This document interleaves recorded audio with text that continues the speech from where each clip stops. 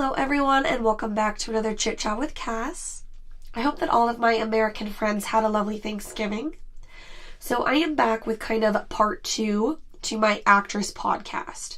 Today I will be sharing and going over some of my favorite actors to go with that first little actress podcast that I did.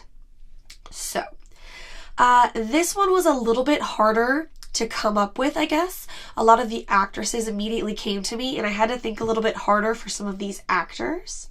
So I hope I'm not forgetting anybody, but I don't really have these guys categorized in any particular way like I did with the last one. I just kind of have a list going, so we're just going to kind of go with it. So first up, we have an actor that was born in 1951 and sadly died in 2014.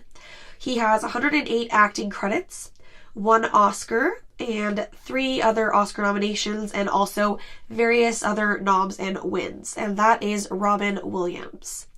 Robin Williams is most definitely one of my favorite comedians. I love so many of his movies, as well as a lot of his stand-up as well, so definitely had to include him on this list. So some movies that I have seen from him, or some that are my favorites: Dead Poet Society, Hook, Aladdin, Mrs. Doubtfire. Toys I saw years ago, but I don't really remember much of it. 9 Months, he is so funny in that movie. Jumanji, The Birdcage, one of my favorite movies. Jack. Father's Day, which I more recently saw, but that is a very funny movie as well with Billy Crystal. Flubber. Bicentennial Man, I saw literally one time and it made me sad, so I have no interest to see it again. 1 Hour Photo is on this list, but I haven't actually seen this movie, but everyone tells me that he is super creepy in it, so maybe I should see it just to get a different perspective on Robin Williams. We have RV, Happy Feet, License to Wed, Old Dogs, The Big Wedding, and the TV show The Crazy Ones. And then, as I said, I love so many different stand-up shows from him. Like, if I need to laugh, I definitely will put on some of his stand-up comedy because it's just so funny. But, yeah, sadly, he passed away, and it's really sad to watch some of his movies now. But at the same time, I still love his performances so much that I can still enjoy them. It's just kind of like a really important example on how important mental health is for everybody. But yes, he is definitely one of my favorite actors. So next up, we have an actor that was born in 1942. He has 80 acting credits, 1 Oscar win, and various other nominations and wins. That is Harrison Ford. So he won an Oscar for the movie Witness, which I actually haven't seen yet. Everyone keeps telling me to watch it though, so I guess it's on my list to watch. So some movies I enjoy from him: The Age of Adeline, really like that movie. Expendables 3, Cowboys and Aliens, Extraordinary Measures, What Lies Beneath, which is a totally different look at Harrison Ford. 6 Days, 7 Nights, Air Force One is probably one of my favorite action movies. The Fugitive, another fantastic action movie. Working Girl, and then, obviously, you have Star Wars, if you didn't know. We got him in New Hope, Empire, Return of the Jedi, and Force Awakens. And also Indiana Jones. So that's Raiders, Temple of Doom, Last Crusade, Crystal Skull, and the new Indiana Jones movie that is untitled at this point. Should be interesting. I have also seen bits and pieces of American Graffiti, in case anybody is wondering. But yes, everyone keeps telling me I need to see Witness. He did win an Oscar for it, and since he is a favorite actor of mine, I should most definitely see that. So, Harrison Ford. Next up, we have an actor that was born in 1956 with 148 acting credits. He has various nominations and wins, and that is Bruce Greenwood. So I never would have specifically picked him out as a favorite actor until I started noticing a pattern of him popping up in a couple different movies that I really enjoy, and then I realized that he should most definitely be on a favorite actors list. So some of those movies are Gerald's Game. He was also in American Crime Story. He is in some of the new Star Trek movies. It's Captain Pike. He was in Super 8, National Treasure, Book of Secrets, Double Jeopardy, really good movie. Father's Day. He was also in the Dirty Dancing remake, but let's not talk about how horrific that movie was. Like, there was nothing wrong with him. His performance was fine in that movie, but the remake itself was horrific. And then I'm also told that 13 Days is a really good movie from him. I have only seen bits and pieces of it. I am told by various people that I need to see it start to finish, so I guess you could say that is on my list for a Bruce Greenwood movie. Next, we have an actor that was born in 1946 with 83 acting credits, 1 Oscar, and other various noms and wins. That is Tommy Lee Jones. So, let's see, we have Hope Springs for him, the Men in Black movies, which are fabulous, Captain America, First Avenger, Man of the House, which is a movie that I would watch all the time when I was younger. And it's really funny because you have like these upbeat cheerleaders kind of playing off of like Tommy Lee Jones, like grumpy old man vibe, you could say, and it makes for a really good comedy movie. He is also in Space Cowboys and Double Jeopardy again. U.S. Marshals, Volcano, Batman Forever. He's an interesting Two-Face. We know my thoughts about his Two-Face, right, everyone? Well, I've mentioned it before. He's trying to be a Joker instead of Two-Face. But that's partially because the character was written wrong in that movie.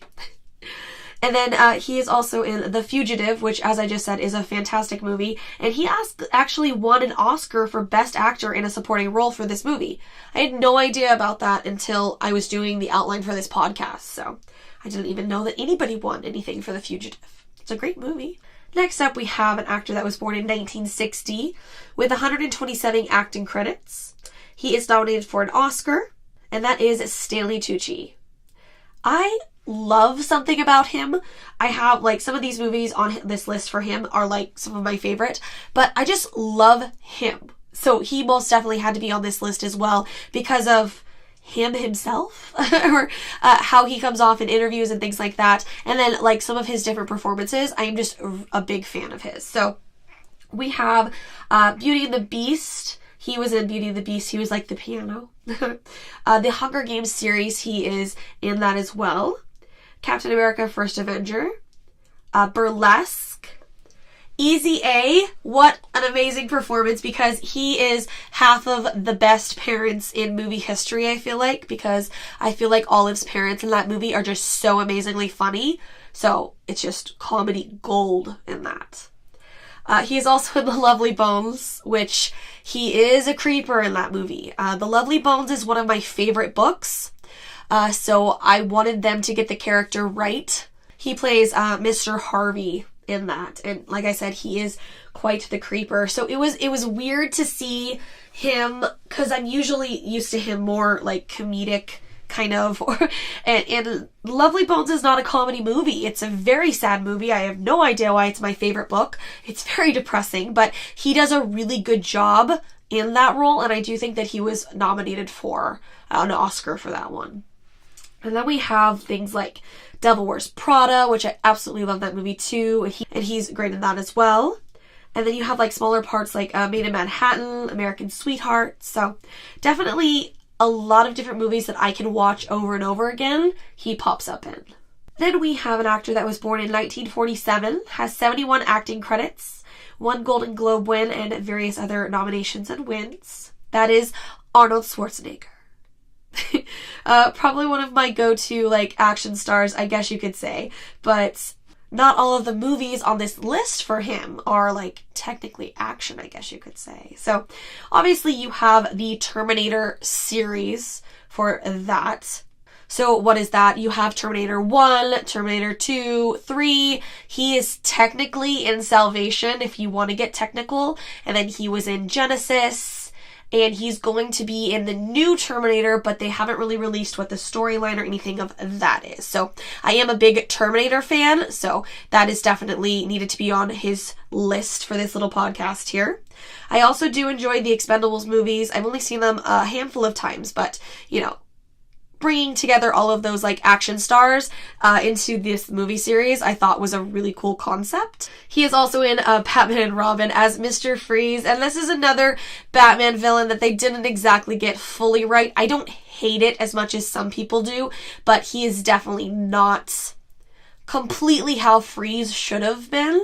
We have Jingle All the Way, which is a fantastic Christmas movie. I don't care what people say. People hate this movie, and I love Jingle All the Way. I watch it every Christmas. It's hilarious. It's great. You cannot tell me any different. You also have Junior, Last Action Hero, True Lies, which I swear my family and I like quote True Lies probably daily. It's crazy. We love that movie.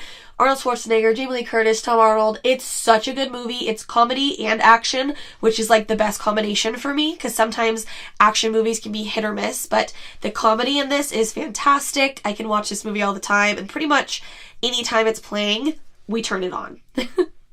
We also have Kindergarten Cop, which is another favorite of mine. I can watch it all the time. It's super cute. It kind of has like the action aspects, but like puts like Arnold's character in a completely different situation than just a jam-packed action part.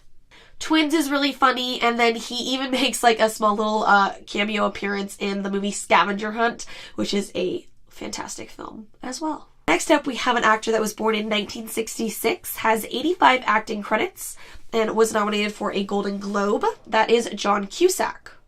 So for John Cusack, I have the movie 2012, which I think is a really good disaster movie. It also kind of gets like hit or miss reviews, but I watch it a lot.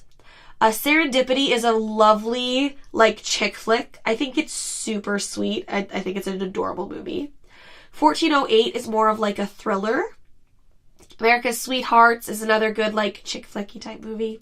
And then you have like some 80s movies, right? You have like Say Anything, Better Off Dead, 16 Candles, you know, some of those favorites that so many people love from the 80s. Next up, we have an actor that was born in 1986 with 57 acting credits and various noms and wins. That is Shia Labeouf. So I have always really enjoyed his acting, and I don't feel like he gets enough credit for his acting, because I really just, I don't know if it's his acting style, I don't know if it's like the emotion that he brings to the different scenes. I love his acting. And that started all the way with Even Stevens on the Disney Channel, right? Where that was just comedy. But then after that, he went on to Holes, which is another book that I read as a child, and I liked the movie, where he kind of stepped away from just the pure Even Stevens comedy, and there was more like emotional acting, you could say. I still love the movie Holes today. Like, I watch it all the time, you know. If only the woodpecker sighs, the bark on the tree was as soft as the skies. I enjoy the movie Holes. And then from there, he had like Charlie's Angels Full Throttle, which is a smaller part, but I still really enjoy that movie. And then probably my favorite performance from him is in the movie Disturbia. It's one of my favorite thriller movies. I think he's incredible in this part. There's some scenes towards the end, which I think is like some of his best acting in a, like, even when you compare it to other actors, just in my opinion. I don't want to give any spoilers away because it's, you know, gonna ruin the movie for you, and I don't do that, but there's some serious good acting at the end of Disturbia that puts him on this favorites list for me. You also have the Transformers movies, which I liked the first two, and then they went downhill, and when he stopped being in them, I haven't seen any of those ones, so kind of started good and then kind of went downhill.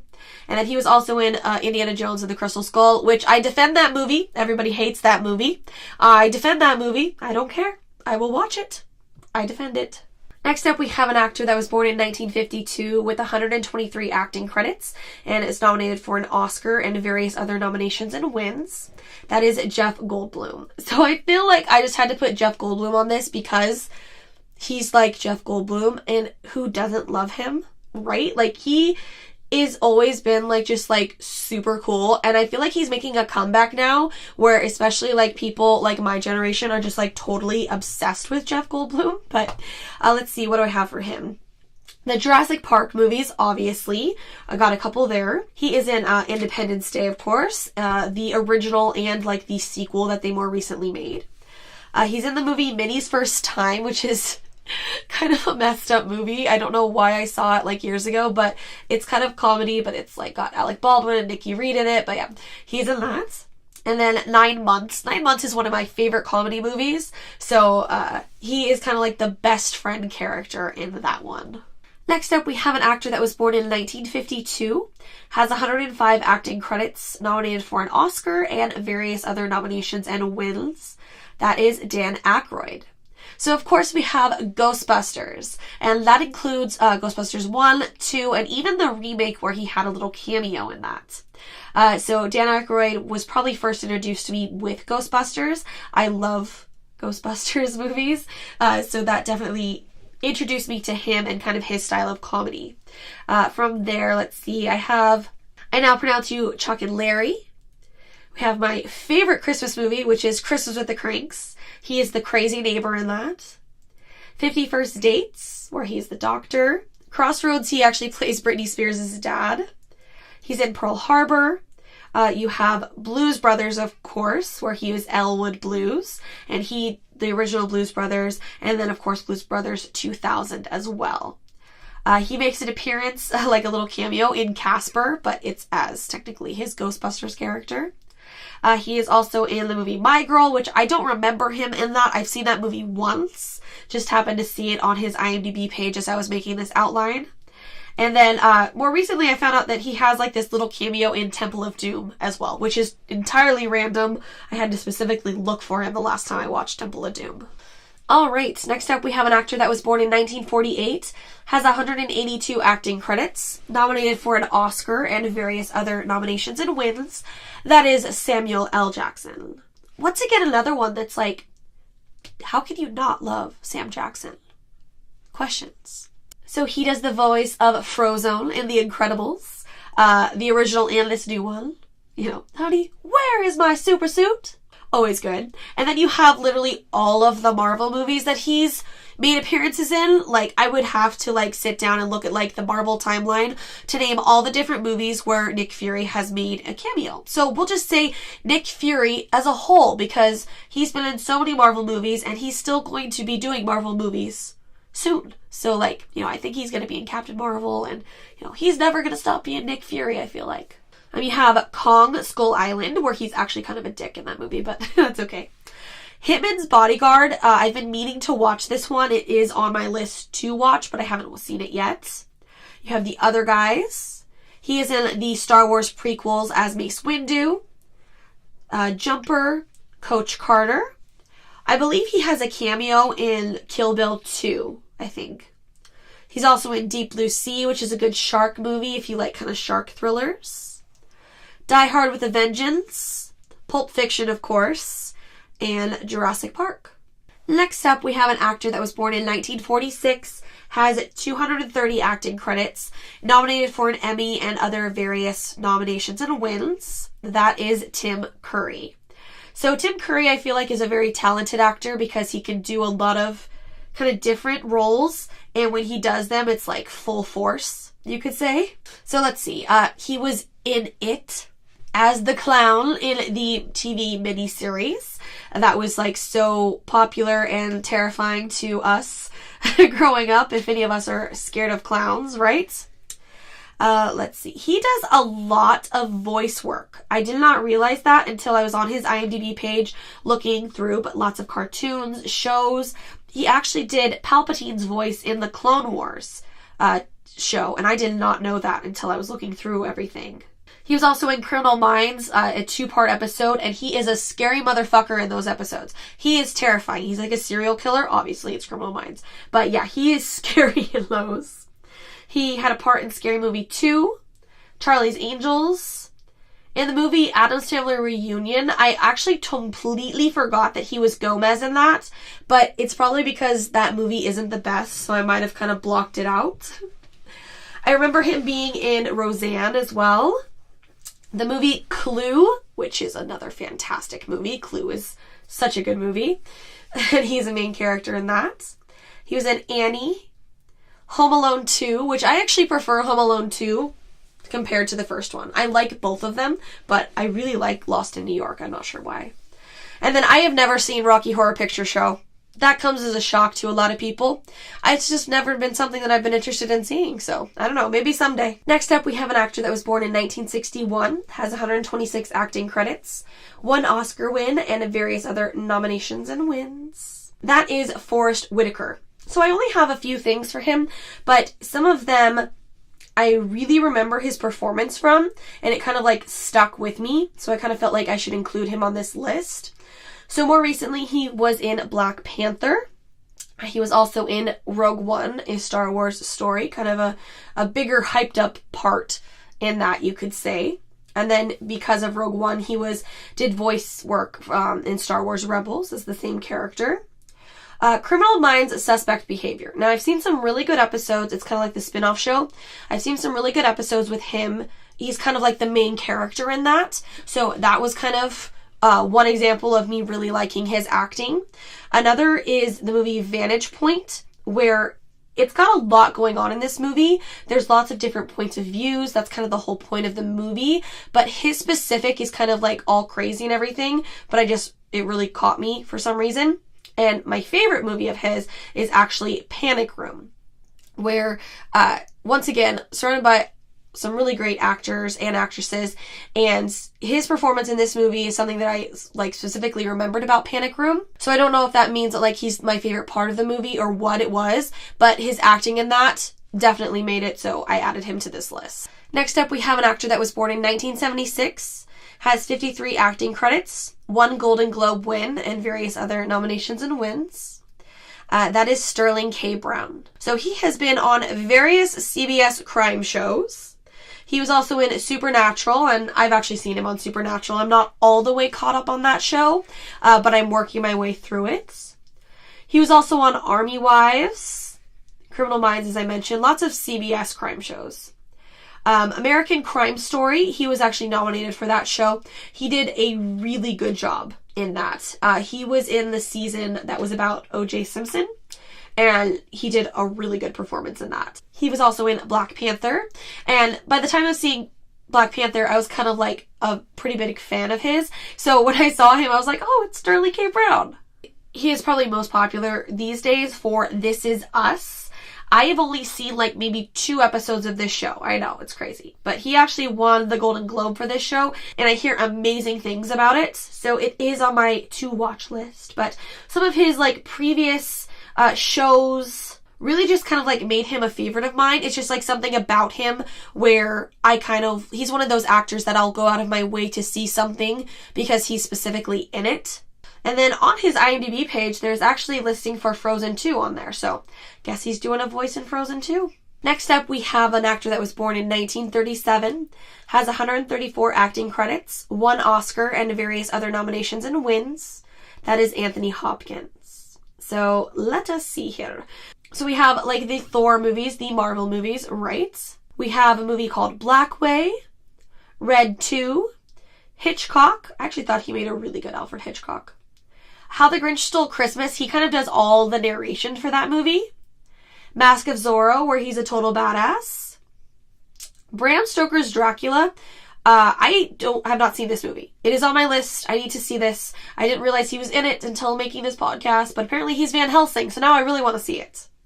And then, of course, Silence of the Lambs, this is what he won his Oscar for. I've only seen this movie once, but it was creepy, and I can see why he won an Oscar for it, because his performance is pretty incredible. I only recently found out that they, did some sequels. I mean, I, knew there was sequels to Silence of the Lambs, but I didn't realize he had done any, and he's in one of them, I believe. But yes, Silence of the Lambs won him that Oscar. And I am very curious about the sequel. I think it's called Hannibal, I believe. So it's probably on my list to watch as well. Next up, we have an actor that was born in 1958 with 97 acting credits, 1 Oscar, and various other nominations and wins. That is Gary Oldman. So we have him in Dawn of the Planet of the Apes. The Harry Potter movies, of course, where he plays Sirius Black. I think he's a really good Sirius in those movies. Red Riding Hood, which I need to watch again. I haven't seen it in so long. It's got this totally dark aesthetic to it. I really want to watch that movie again. He's also in the movie The Unborn. He is Commissioner Gordon in the newer Batman series, like the Dark Knight Batman series. There's so many different Batman series. The Christian Bale Batman series. How about that? He's a good Commissioner Gordon in that. He's also in Lost in Space.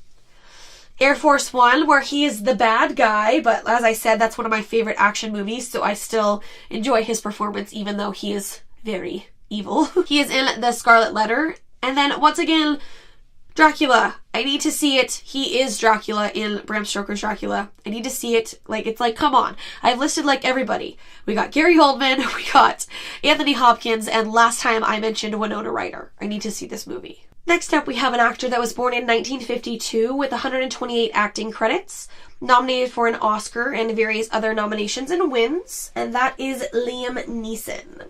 So for him, we have a couple different series. We have like the Taken series, which is 3 movies. He is in Batman Begins and technically does other little cameos in that Christian Bale Batman series. He's in the movie Battleship, The A-Team, the movie Chloe, which I actually mentioned the last time because I had said Julianne Moore. That's a good movie. In the Chronicles of Narnia movies, he does Aslan's voice. He's in the movie The Haunting. And then he is also in Phantom Menace for Star Wars fans out there. Let us see. Next, we have an actor that was born in 1946 and sadly died in 2016. He has 69 acting credits, and it looks like a Golden Globe Award and other various nominations and wins. That is Alan Rickman. I love Alan Rickman. This is probably another one that it's like I want to like see things specifically because he's in it. So you have Alice in Wonderland and the sequel Through the Looking Glass, where he is like the caterpillar's voice, which is great because Alan Rickman had a fantastic voice. Like he should have done like more like voiceover work, or everyone always talks about him doing like a GPS or whatever. But he has a great voice, so as the caterpillar, he's really good. And then, of course, the Harry Potter series where he's Severus Snape.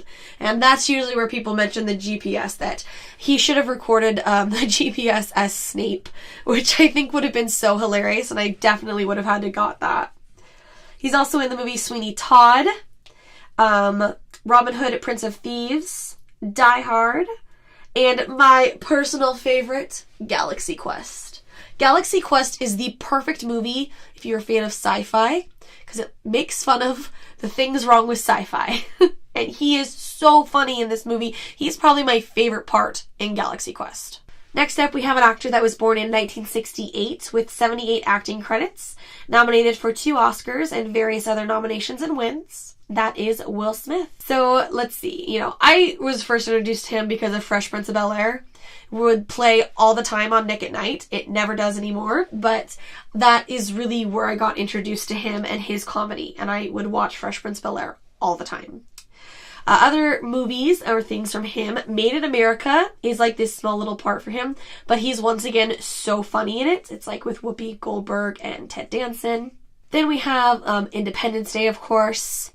Hitch is a great, kind of like a chick flick, but it's so funny as well. It's like a cute comedy, right?